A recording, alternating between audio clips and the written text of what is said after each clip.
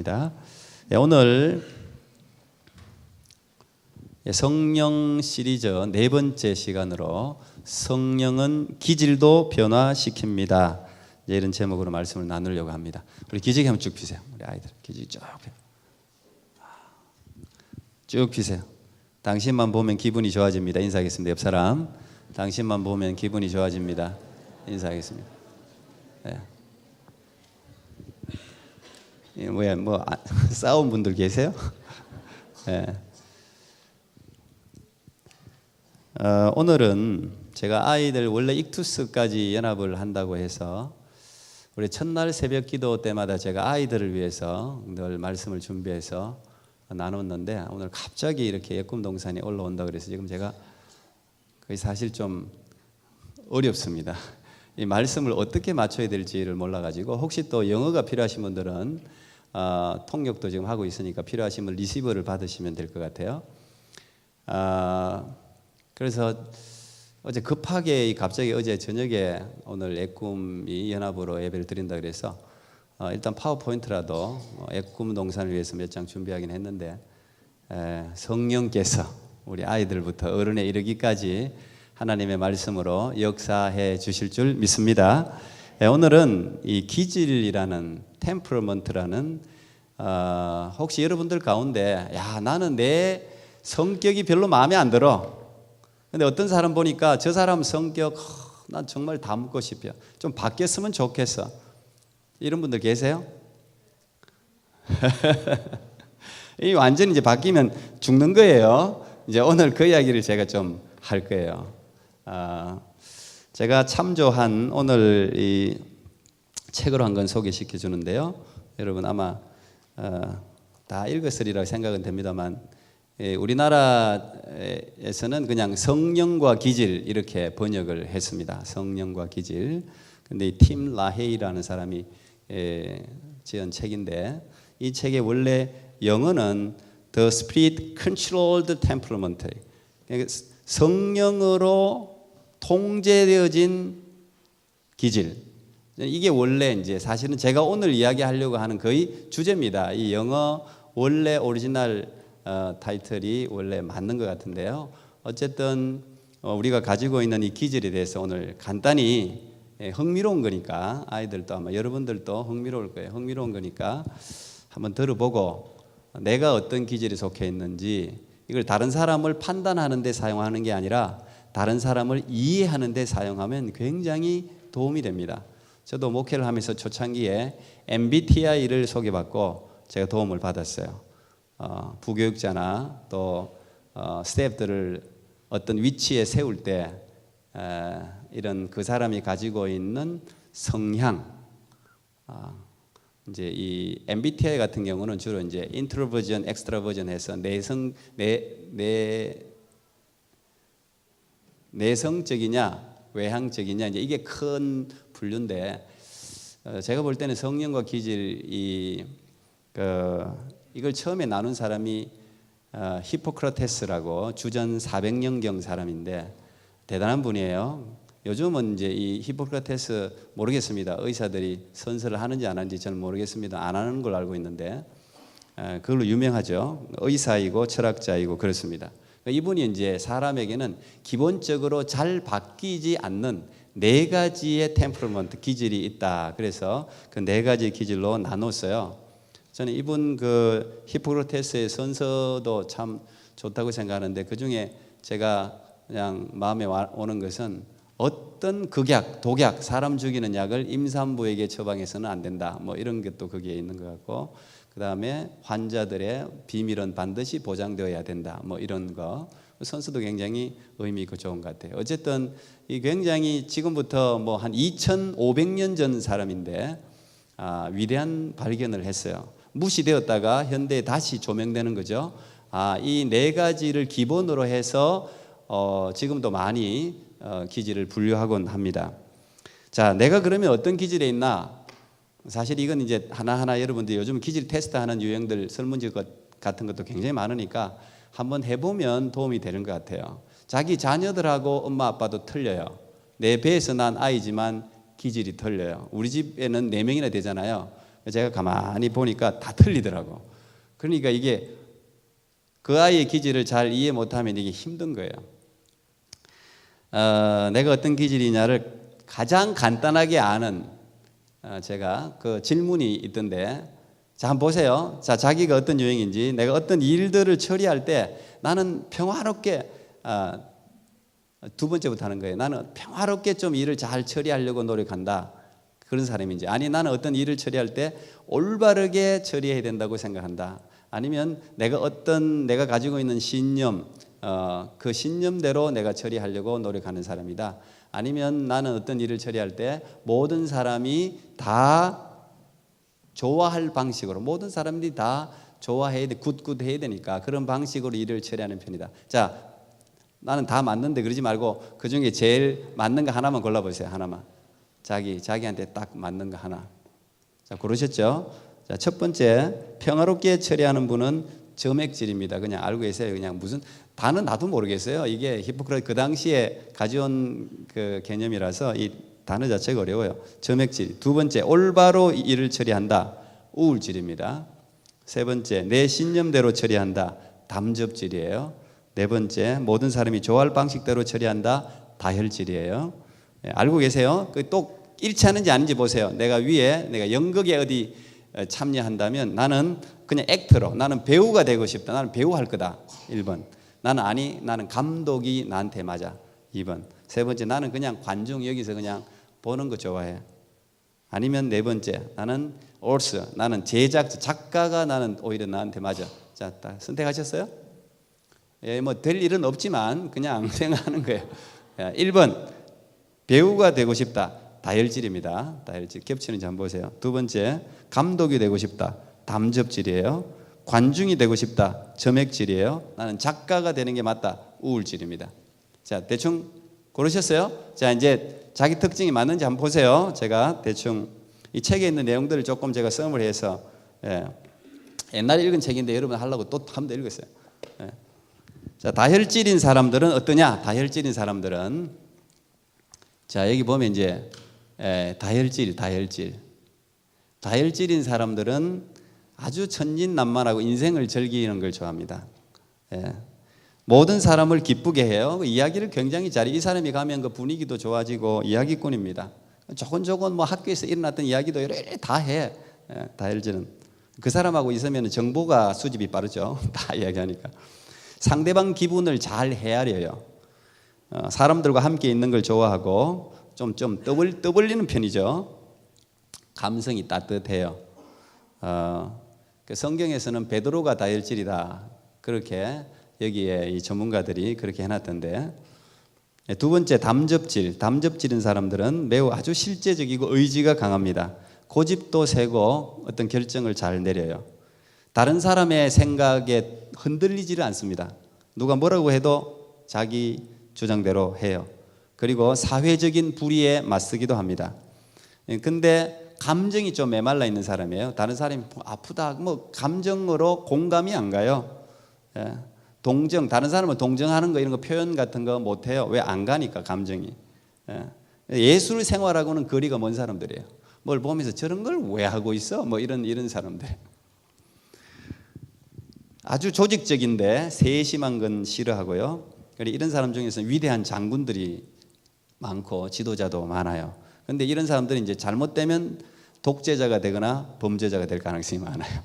세 번째, 우울질인 사람들은 아주 분석적이고 희생적이고 재능이 많습니다. 아주 완전주의적인 성향을 가지고 있고 감수성이 아주 예민해요. 예술가들이 많죠. 이런 사람들 예술을 즐깁니다.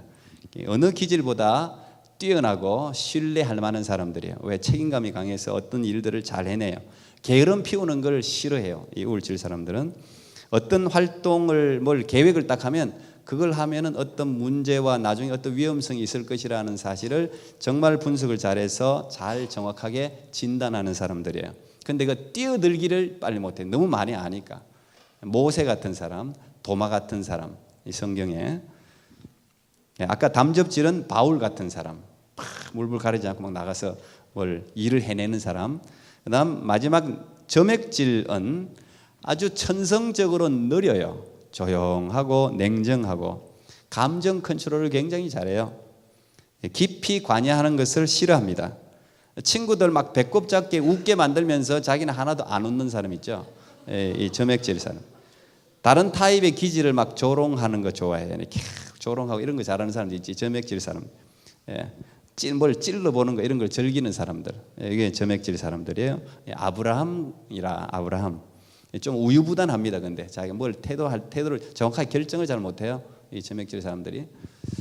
자, 이 요약해서 이렇게 이 책에 요약을 해놨던데, 이 우울질은 좀 천재적인 기질이 있어요. 그 천재적인 우울질이 어떤 상품을 발명하면 아주 부지런한 담접질이 그걸 생산을 해서 만들어내요. 그러면은 잘 떠벌리는 다혈질이 판매를 다 해요. 그러면은 이제 아주 태평한 이 게으른 점액질은 그냥 그걸 사서 그냥 즐겨요. 이런 이제 특징이 있습니다. 자, 그러면 이게 이제 이 안에 이 네 가지 기질의 장점이 있는가 하면 단점이 있습니다. 요거는 이제 제가 아까 설명했고, 이런 기질들의 단점들이 다 있어요. 이 다혈질은 뭘 시작은 잘해. 이벤트하고 뭘 행사하고 이런 거 좋아하는데 끝맺음이 잘 안 돼요. 그리고 이 의지가 좀 약해요. 늘 불안해. 감정적으로 항상 좀 불안정해요. 그런데 이 사람은 너무 사귀고 동정심이 많기 때문에 그런 걸로 다 커버가 돼요. 다른 사람들이 잘 몰라요. 담접질인 사람들은 아주 거만합니다. 자신감이 넘쳐가지고 아주 교만하게 보입니다. 근데 성격이 성급해요. 어떤 일을 반드시 해내는데 다른 사람을 고려하지 않습니다. 다른 사람이 죽든 다치든 상관없어요. 일은 해내. 좀 잔인한 면이 있어요. 잔인해요. 아주 매운 성격이 있죠. 우울질인 사람들은 천재적인 기질은 가지고 있는데 좀 비판적이에요. 이게 왜냐면 분석을 원체 잘하니까 비판적이에요. 그리고 항상 자기중심적이에요. 자기중심적. 점액질인 사람들은 태성이 느리기 때문에 아주 게을러요. 그리고 남들 조롱하고 고집이 세고 아주 근데 뭔가 탁 결정을 못하고 우유부단해요. 이런 단점들이 있는 거예요. 이 할레스비 노르웨이 학자인데 이 박사님은 네 가지 단점을 이렇게 또 요약했어요. 다혈질은 사람들과 즐겁게 지내고 그 후엔 곧 그들을 잊어버린답니다. 우울질은 사람들을 귀찮게 생각하므로 그들 일에 참견하지 않고 그들이 하는 대로 그냥 내버려 둬요. 담접질은 자기를 위해서 남들을 이용하고 난 후에 그 사람들을 무시합니다. 점액질은 건방진 무관심으로 사람들을 대해요. 이런 단점들이 있는 거예요. 가령 여기에 이제 방 안에 물이 확 쏟아졌다고 쳐요. 물이 양동이에 있는 몇 양동이가 있었는데 물이 갑자기 방 안에 쏟아지면 이 네 가지 기질의 반응이 다 다르답니다. 이것도 이 책에 기록해 놨던데, 물이 쏟아지면 온통 물바다가 됐잖아요. 그러면 일단 우울질 아이들은 그 자리에서 딱 일어선대요. 이 일이 왜 일어났지? 이걸 어떻게 하면 되지? 이제 분석하기 시작하는 거예요. 우울질 사람들은. 다혈질 사람들은 바로 책상 위에 올라가 가지고 와 이걸 이 상황을 막 즐기는 거예요. 이게 뭐야 그러면서 즐기는 거예요. 담접질 사람들은 굉장히 실제적인 사람들이기 때문에 바로 뛰어가서 대걸레하고 양동이를 가지고 물 치울 준비를 딱 바로 가서 하는 거예요. 근데 이제 점액질 아이들은 그 자리에 딱 앉아가지고 발만 들어 이렇게. 반응이 틀려요. 발만 드는 사람은 점액질 거의. 자, 이 기질이라는 거, 템퍼러먼트라는 이건 타고난 특성이에요. 타고난 특성. 이건 배워서 얻어지는 게 아니라 선천적으로 획득하는 거죠. 그래서 이 유전자는 계속해서 이어지는 거예요.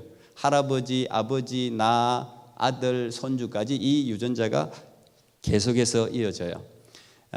이 책에 기질하고 인격하고 이 성격을 이렇게 분리를 해놨더라고요. 좀 설명을 했는데, 이 기질은 어쨌든 원래부터 유전되어지는, 인격은 후천적으로 발달하는 거예요. 자기가 반복되는 훈련을 통해서 어떤 그 인격을 만들어냅니다. 그건 이제 교육을 통해서 자신이 가지고 있는 그 프린시플, 어떤 원칙이라든지 그 모티브, 동기라든지 아니면 우리 같은 신앙이라든지 이제 이런 것에 의해서 자기가 계속해서 노력한 결과로 얻어지는 게 인격이에요. 이걸 영혼이라고도 부르고 지정의 세 가지로 구분할 수 있다고 그래요. 네, 그 다음에 성격은 우리가 다른 사람을 대할 때 겉으로 드러나는 것, 겉으로 드러나는 모습이 성격이에요. 이건 인격하고 일치될 수도 있고 일치하지 않을 수도 있습니다. 우리가 사람은 잘 바뀌지 않아. 그럴 때는 기질이 안 바뀐다는 거고, 사람은 저 사람 바뀌었어, 저 사람 바뀌었어. 그럴 때는 그 사람의 성격이 바뀌었다 이거예요. 베드로전서 3장 3절부터 4절까지 보면 너희의 단장은 머리를 꾸미고 금을 차고 아름다운 옷을 입는 외모로 하지 말고 오직 마음에 숨은 사람을 온유하고 안정한 심령에 썩지 아니할 것으로 하라. 이는 하나님 앞에 값진 것이다. 그래서 이 성격은 여러분 우리가 성격에 잘 속아요. 인품에 겉으로 드러난 것으로 그 사람을 판단해요. 주로 물론 이 기질이 성격으로 드러나는 경우가 많긴 하지만 성격이 그 사람의 원래 기질은 아닙니다. 이 숨은 사람이 있어요. 숨은 사람이 우리 안에. 민족들도 이런 기질이 있어요. 태생적으로 게으른 민족이 있고 부지런한 민족이 있어요. 막 흥이 있는, 스페인처럼 흥이 있는 민족이 있고 그렇지 않은 민족이 있는 거예요. 이걸 민족성이라고 그러는데 이것도 사실은 타고 흐르는 어떤 기질 때문에 그렇습니다. 저 사람이 어떤 사람이야 사실 우리는 알 수 없습니다. 그 안에 아까 그림 한번 보세요. 이 템플먼트는 저 밑에 제일 밑바닥에 가라앉아 있기 때문에 이건 웬만해 가지고 잘 몰라요. 근데 이런 것들이 이제 퍼스널리티, 이게 이제 성격이죠. 이게 이제 드러나고 이게 이제 어떤 무드로 우리의 밖으로 이제 기분이 좋으면 좋고 슬프면 슬프고 이런 걸로 우울하면 우울하고 이걸 나타나는 것뿐이지 사실은 드러난 것보다는 밑에 있는 게 훨씬 큽니다. 이게 월드뷰 세계관하고도 똑같은 거예요.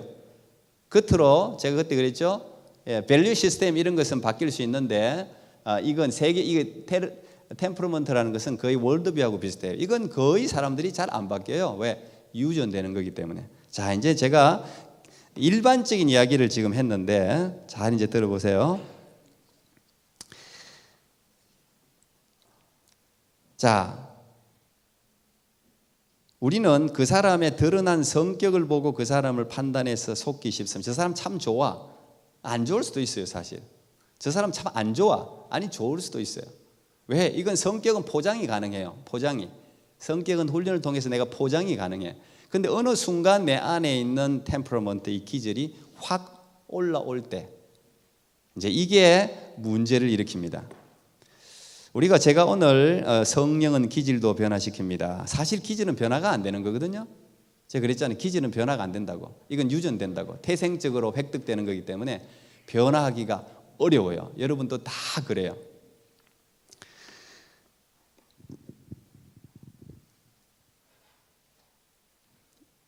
기질이 변하는 방법은 한 가지밖에 없어요. 오늘 본문이 그 사실을 우리에게 이야기해 주고 있는데 고린도후서 5장 17절에 그런즉 누구든지 그리스도 안에 있으면 새로운 피조물이라 이전 것은 지나갔으니 보라 새 것이 되었다. 자, 기질이 변화된다는 것은 기질이 완전히 바뀐다는 면은 아닙니다. 말씀 들으면서 잘 이제 이해하셔야 되는데요. 원래 하나님이 인간을 만드실 때 모습으로 변화된다는 거예요. 원래 여러분 인간을 하나님이 어떤 모습으로 만들었습니까? 기질이 가지고 있는 아까 그런 위크니스, 약점들 있죠? 없었어요. 원래 하나님이 인간을 만드실 때 창조된 원래의 아담은 기질의 약점이 없었어요. 창세기 1장 31절을 보면 하나님이 지으신 모든 것을 보시니 보시기에 심히 좋았더라. 저녁이 되고 아침이 되니 이는 여섯째 날이니라. 보시기에 심히 좋았더라. 이 굿이라는 단어가 제가 퍼펙이라는 단어라 그랬죠. 완벽하게 만들었다. 여러분 보통 예술가들의 눈에 그게 완벽하다 보일 정도면 그건 정말 잘 만든 거예요. 근데 하나님이 완벽하다 그러면 그건 완벽한 거예요. 어떤 악도 있을 수 없어요. 어떤 위크니스, 약점이 있을 수가 없어요. 완벽하게 만드셨어요, 하나님이. 처음 인간은 죄가 없는 상태였죠. 그런데 여러분 알다시피 성과 악을 알게 하는 나무의 실과를 먹고 난 이후에 악에 대해서 눈이 열려버립니다. 그리고 원래 완벽하던 기질에 약점, 단점이 들어갔어요. 근데 이 단점을 이 팀 라헤이가 제가 오늘 이게 가장 중요한 말이에요. 이 약점을 나는 그 사람 뭐 약점이 있을 수 있지. 그렇지 않습니다. 이 약점이 죄라는 거예요. 약점을 극복하지 않고서는 사람들은 그 약점 때문에 죄를 지을 가능성이 100%입니다. 이 기질의 단점은 전부 죄와 연결되어져 있어요. 기질은 스피릿, 영과 부모로부터 받은 유전 인자가 합쳐진 것이라고 말할 수 있어요. 템퍼러먼트는 우리가 영혼이 있잖아요. 스피릿이 다 있잖아요. 영혼이, 이 영이 있는데 이거하고 부모로부터 받은 이 인자, 이 부모의 쭉 따라가면 우리의 조상이 누구라고요? 아담이에요. 어떤 아담? 죄 지은 아담. 그래서 우리가 모든 사람들은 본질적으로 죄인이라고 하는 게 죄의 인자가 유전되기 때문에 그래요. 이 금방 태어난 아기가 얼마나 예쁜데 이게 죄인이라고요? 우리 말을 그렇게 하죠. 나도 보세요. 나도 보면 죄 짓는다니까. 희한하게 가르치지도 않았는데 죄의 인자가 있어요. 남들을 미워하고 질투하고 막 그런 게 저절로 있다니까. 고집도 있고. 죄의 유전자가 우리가 함께 받은 거죠. 그래서 이걸 우리가 옛사람이라 부릅니다. 육체에 속한 사람이라 그렇게 불러요. 근데 그리스도 안에서 성령을 받을 때 이게 변화되는 게, 잘 들으세요, 변화되는 게 아니고 controlled, 통제된다면, 이게 핵심입니다. 이 약점, 이 weakness, 약점이 통제되지 않으면 무조건 죄를 유발하게 되어 있어요. 없어지지 않습니다. 통제돼요. 왜? 죄의 인자가 계속 남아있기 때문에 없어지지 않아요. 성령 충만한다는 게, 우리가 구원받았다는 게 이제 죄를 짓지 않는구나 이렇게 착각하면 큰일 나요. 성령 충만받아 우리가 구원받은 사람은 죄 짓지 않습니까? 아니요. 죄 짓잖아요. 여러분 다 구원받은 사람들인데 여전히 죄를 짓잖아요. 여전히 마음속에 나쁜 생각들이 가득 차죠. 그러면 우리는 막 헷갈려 하는 거야. 내가 이 구원 못 받은 게 아니야? 내 구원이 도대체 어떻게 된 거야? 천국 못 가는 거 아니야? 이렇게 생각해. 이걸 잘 구별해야 된다 이 말이에요. 성령이 충만하다는 것은, 충만하다는 말이 뭐예요? 통치한다는 이야기예요. 통치한다. 성령이 주인이 되어서 나를 컨트롤한다 이 말이에요. 나를 다스린다 이 말이에요. 그게 성령 충만하다는 거야. 술이 충만하다는 것은 술이 충만해가지고 나를 다스린단 말이에요. 술 기운이 나를 그냥 다스린단 말이에요. 그래서 술 취하지 말고 성령의 충만을 받으라 그랬잖아요. 성령의 통제를 받으라 이 말이에요. 성령의 다스림을 받으라 이 말이에요. 우리의 모든 연약함을 성령의 다스림 가운데 내놓아라 이 말이죠. 그걸 우리가 새 사람이다, 새로운 영, 옛자를 이겨낼 수 있다는 거죠. 바울 같은 사람도 이렇게 고백했어요. 로마서 7장 19절 20절 보니까 내가 원하는 바 선은 행하지 아니하고 도리어 원하지 아니한 바 악을 행하는도다. 만일 내가 원하지 아니하는 그것을 하면 이를 행하는 자가 내가 아니요 내 속에 거하는, 뭐라 그랬어요? 죄다 그러잖아요. 사도 바울 같이 완전히 거듭난 사람이죠. 성령 충만한 사람이죠. 하나님이 완전히 붙들려 가지고 선교하는 사람이잖아요. 지금 이 로마서 7장 19절 20절을 쓸 때 사도 바울이 그리스도 밖에 있었나요? 아니요. 그리스도 안에 있었던 사람이에요. 그런데 내가 원하는 선을 행치 못한다 이 말이에요. 원하지 않는 악을 자꾸 행한단 말이에요. 내가 태생적으로 내 기질의 weakness에 이 죄가 있다 이 말이에요. 이 통제를 내가 받고 있다 이 말이에요. 죄의 통제를 받고 있단 말이에요. 그러니까 원하지 않는 걸 하고, 이 사람이 여기에 있는 이 죄가 내 주인이 되니까 내가 죄를 짓는 거죠. 내가 이걸 다스릴 능력이 없는 거예요. 그 어떤 사람, 저 사람 착하다, 선하죠. 그건 착한 사람이 여러분 죄 지을 때 크게 짓죠. 저 사람이 어떻게 그런 죄를 지어? 아니요. 다 죄를 지을 수 있어요. 신부님 죄를 못 짓습니까? 스님이라고 죄를 못 짓습니까? 무슨 한국에 보세요. 판사, 검사, 나쁜 짓은 골라가면서 하잖아. 의사, 사회적 지위가 있는 사람들이 골라가면서 그를 인간으로서는 할 수 없는 짓을 하잖아요. 왜 그럴까?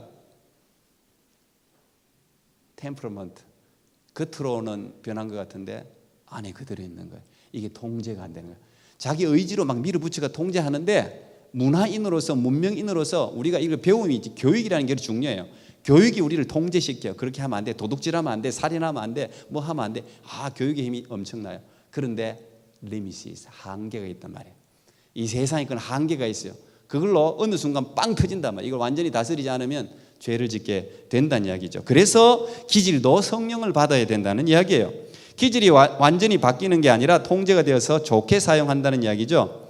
모든 기질, 그러면 다혈질이고 뭐고 전부 이게 좋은 것도 있고 나쁜 것도 있는데, 그 사람은 그런 환경 속에 태어나서 그런가 봐. 아니요. 기질이 환경의 영향을 받는 게 아니에요. 그대로 반응하는 게 아니에요. 사람마다 틀려요. 기질의 장점과 단점은 결국은 내가 선택하는 거예요.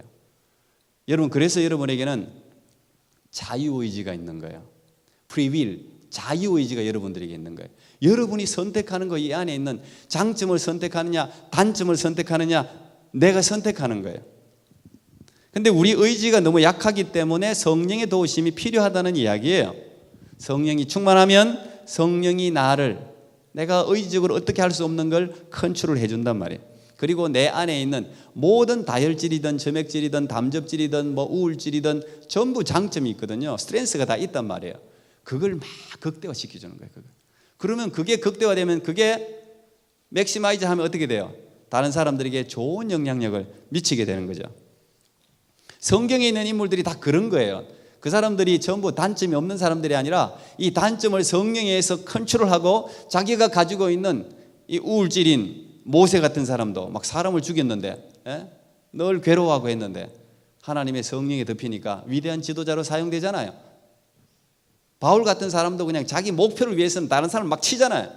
근데 성령이 사로잡히니까 장점이 극대화돼서 위대한 선교사의 사역을 살아가지 않습니까? 베드로 같은 사람 단점이 얼마나 많아요. 하여튼 앞장서기 좋아하고 떠벌리기 좋아하고 이벤트 좋아하고 즐거운 거 좋아하는데, 그것 때문에 사고 쳐가지고 예수님을 3번씩이나 부인했지만 성령의 충만함을 받으니까 스피커는 누구예요? 베드로였어요. 말하는 거 좋아하니까, 말을 잘하니까 성령의 충만함으로 베드로가 한번 설교했더니 3,000명 5,000명들이 막 주님께 돌아오는 거죠. 모든 기질에는 장점과 단점이 다 포함되어져 있습니다. 완벽한 기질은 하나도 없어요. 야, 저 사람 닮았으면 좋겠다. 그건 그 사람의 장점이 극대화된 모습을 본 거예요. 만약에 그 사람의 단점을 봤다면, 저 사람이 저런 사람이어서 내가 더 낫네, 그럴걸요. 다 사람들은 장단이 있는 거예요. 우리는 다른 타입의 사람이 될 필요가 없습니다. 단지 자기 안에 있는 약점을 다스리기만 하면 돼요. 성령께서 다스려 주기를 기도하면 되는 거예요. 이건 오직 성령에 의해서만 가능한 일이에요. 근데 우리가 성령에 의해서 기도하고 했는데도 나는 똑같아, 그때 좀 바뀐 것 같은데 똑같아, 실패한 것 같아, 그래서 좌절할 때가 있죠. 나는 왜 맨날 이 모양이야, 이럴 때 있죠. 그러나 여러분, 너무 낙심할 필요는 없습니다. 그래도 계속적으로 매일같이 낙심하지 말고 성령을 구하고 순종하고 매일 연습해야 돼요. 바울 같은 사람도 그랬어요. 나는 날마다 죽노라 그랬어요. 나는 날마다 죽노라는 말이 무슨 말이에요? 매일같이 십자가 앞에, 성령 앞에 자기를 죽이는 연습을 한다는 이야기예요. 언제? Everyday. 굉장히 중요한 말이에요. Everyday. 매일 해야 돼요. 매일. 오늘 성령 충만했다고 내일 잠시 쉬잖아요. 바로 올라와요, 안에서. 매일. 그래서 매일 성경 읽고 기도하는 이 경건의 훈련이 엄청나게 중요한 거예요. 사단은 우리의 기질의 약점을 너무 잘 알고 있어요. 자, 이게 무서운 겁니다. 사단이 약점을 너무 잘 알고 있기 때문에 끊임없이 그 약점을 공격해요. 비난하기 좋아하는 사람은 계속 비난하게 만드는, 어느 순간은 그냥 비난 때문에 망하는 거예요. 근데 그렇게 그리스도인이 특히 약점이 부각되어 가지고 그것 때문에 인생의 실패를 맛보면 사단이 박수를 치고 좋아요. 얼마나 좋아하는지 몰라요. 사단이 그게 기쁨이야, 기쁨. 우리는 한번 실수하고 나면 이러면서 좌절하고 하나님이 주신 사명을 잊어버리고 그 사명의 자리에서 떠난단 말이에요. 절대 그렇게 하면 안 돼. 누구나 실수할 수 있어요. 베드로 같은 사람도 실수하고 돌아와서 위대한 하나님의 사도가 됐는데 우리 실수할 수 있죠. 근데 거기서 좌절하고 하나님의 길을 떠나버리면 망하는 거예요. 그거는 사단의 손을 들어주는 거예요. 그렇게 하지 마시고, 그래도 하나님, 그렇습니다. 오늘도 내가 실패한 것 같은데 하나님 도와주십시오. 자기의 연약함을 하나님 앞에 내놓아야 돼요. 그러면 나는 실패해. 여러분 의지는 너무 약하기 때문에 실패해요. 그러나 성령께서는 완성시키세요. 어거스틴 같은 사람도 성자로 만들잖아요. 하나님이 하시는 거예요.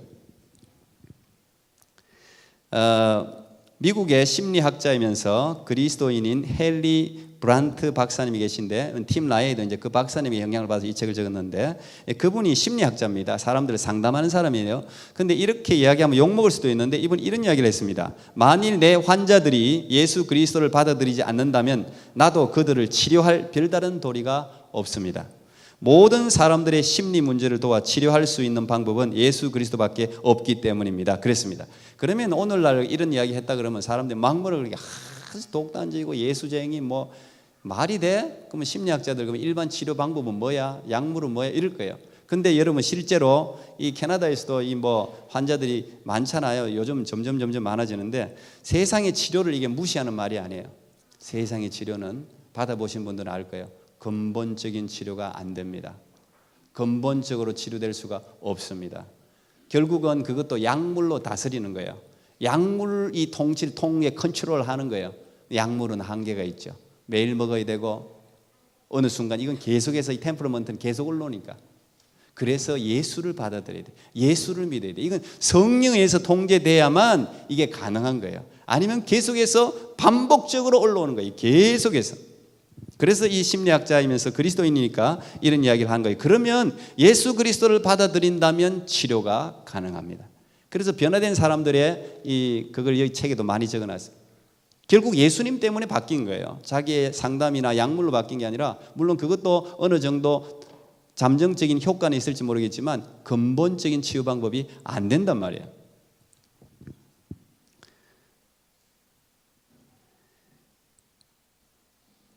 제가 뭐 시간이 너무 없어서 이걸 다 이야기할 수는 없는데 나중에 한번 풀어서 이야기하겠습니다. 이 약점, 우리가 그러면 이 기질이 가지고 있는 위클 약점을 어떻게 통제할 수 이거 어떻게 해야 되냐? 그냥 여기 있는 거 그냥 제가 몇 가지 그대로 읽어드릴게요. 일단은 약점을 죄로 여기라 하는 이게 참 중요한 것 같아요. 약점을 그냥 내가 약한 걸로 그냥 대충 넘기지 말고 이게 죄다 이거예요. 죄 때문에 들어온 약점이에요. 그걸 죄로 여겨야 돼요. 그리고 거기에 대해서 죄를 고백하고 회개해야 돼요. 내 약점, 내가 막 비난하고 질투하고 뭐 이런 부분이 그냥 성격이지 아니에요. 죄예요. 이기심이에요. 그거 회개해야 돼요. 나쁜 습관과 죄를 없애주시도록 하나님께 간절하게 구해야 돼요. 그 다음에 성령 충만을 구하고 그리스도께 거하라는 거예요.